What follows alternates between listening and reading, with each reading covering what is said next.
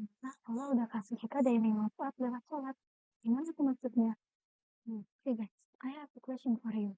Kalian pernah nggak sih mikir kenapa ya Allah itu nyuruh kita sholat 5 kali sehari? Like, kenapa harus 5 kali? Kenapa nggak 3 kali aja? Terus, kenapa gerakannya harus berdiri, ruku, sujud, tidur, itu terus diulang-ulang? Nah, kalau dipikir-pikir ya, Allah itu kan maha mengetahui. Jadi, nggak mungkin kan kalau Allah itu ngasih perintah, dia nggak ada manfaatnya di kita. Nah, ternyata yang bikin aku lumayan speechless adalah di balik gerakan sholat yang kita lakuin setiap hari, itu ada banyak banget manfaat buat kesehatan di tubuh kita. Tapi aku lurusin dulu ya. Jadi kita sholat itu bukan karena manfaat kesehatannya. Kita sholat itu karena memang itu adalah perintah Allah. Allah Subhanahu wa Ta'ala berfirman dalam surat Al-Baqarah ayat 43.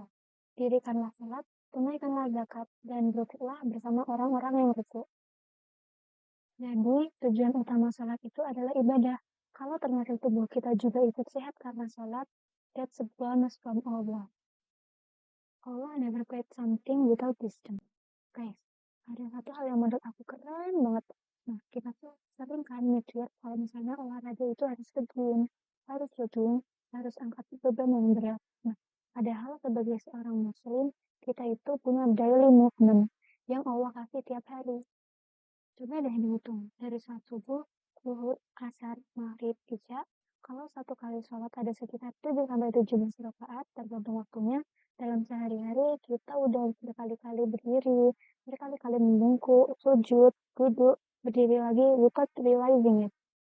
Dan menurut beberapa penelitian, rangkaian gerakan sholat itu dapat dikategorikan sebagai aktivitas fisik ringan yang dilakukan secara rutin, sehingga membantu menjaga fleksibilitas tubuh kita dan menjaga sistem muskuloskeletal apabila dilakukan dengan baik dan benar. Let's talk about ruku. Oke, sekarang kita bahas satu-satu ya. Yang pertama itu ruku. Nah, dulu waktu kecil itu mikir, kalau ruku itu ya udah tinggal ruku aja. Tapi ternyata pas ruku itu tubuh kita, punggung kita terutama itu dibuat sejajar lurus dengan leher. Nah, terus lutut kita sedikit menekuk. Posisi ini ternyata membantu menjaga kelenturan tulang belakang, otot punggung juga ikut meregang. Makanya, orang yang ruku benar, postur tubuhnya juga lebih terlatih. Jadi, it's not just a movement, it's a healthy movement. The most important position. Kalau menurut aku, gerakan paling luar biasa itu adalah sujud. Kenapa? Karena sujud, kepala kita itu jauh lebih rendah daripada jantung. Nah, beberapa penelitian juga menunjukkan bahwa posisi ini dapat meningkatkan aliran darah menuju ke kepala, sehingga supaya oksigen ke otak itu menjadi optimal. Makanya, nggak heran kalau banyak orang merasa lebih tenang habis sholat. Tapi, yang bikin lebih merinding justru adalah hadis ini. Rasulullah Shallallahu Alaihi Wasallam bersabda, keadaan seorang hamba yang paling dekat dengan Rabbnya adalah ketika ia sedang sujud. Maka perbanyaklah doa. Hadis riwayat Muslim nomor 482. Masya Allah.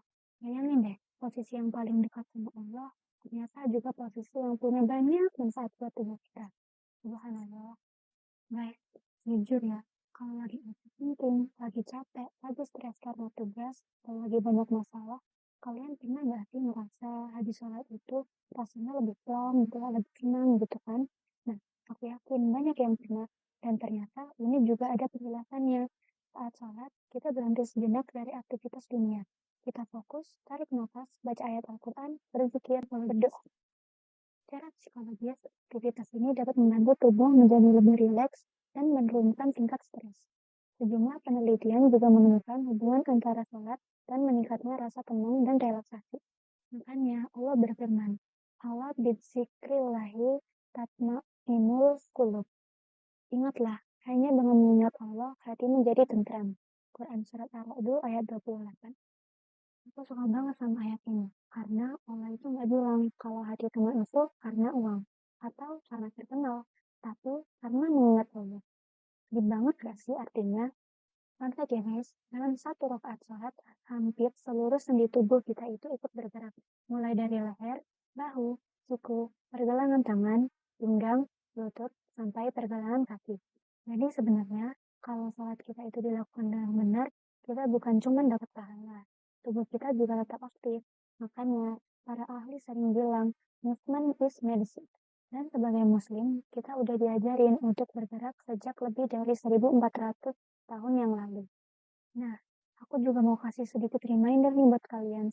Jangan sampai habis nonton video ini kita mikir, oh berarti sholat itu olahraga ya? No, sholat is not exercise. Sholat adalah ibadah, olahraga tetap penting. Tetap harus jalan kaki, tetap harus jogging, kita tetap harus menjaga pola makan juga. Karena manfaat kesehatan dari sholat adalah salah satu hikmah, bukan alasan utama kita mendirikannya. Jadi, jangan dibalik ya. Jadi, kalau hari ini dari kalian ada yang masih ngerasa, nanti aja lah sholatnya. Coba deh ingat lagi, Allah tuh nyuruh kita sholat bukan karena Allah itu butuh disembah, tapi karena kitalah yang butuh Allah. Dan ternyata di balik setiap takbir, setiap ruku, setiap sujud, bahkan setiap salam, Allah juga sedang menjaga tubuh kita yang Dia titipkan kepada kita. Masya Allah, ternyata kita baru sadar ya, ternyata satu ibadah itu bisa ngasih banyak banget manfaat buat kita. Nah, kalau menurut kalian, gerakan sholat mana yang bikin kalian merasa tenang? Coba tulis di kolom komentar ya. Dan kalau kalian suka konten kayak gini, don't forget to like, comment, share, and subscribe. Bisa jadi satu share dari kalian adalah jalan hidayah buat orang lain. See you in the next video. Dadah!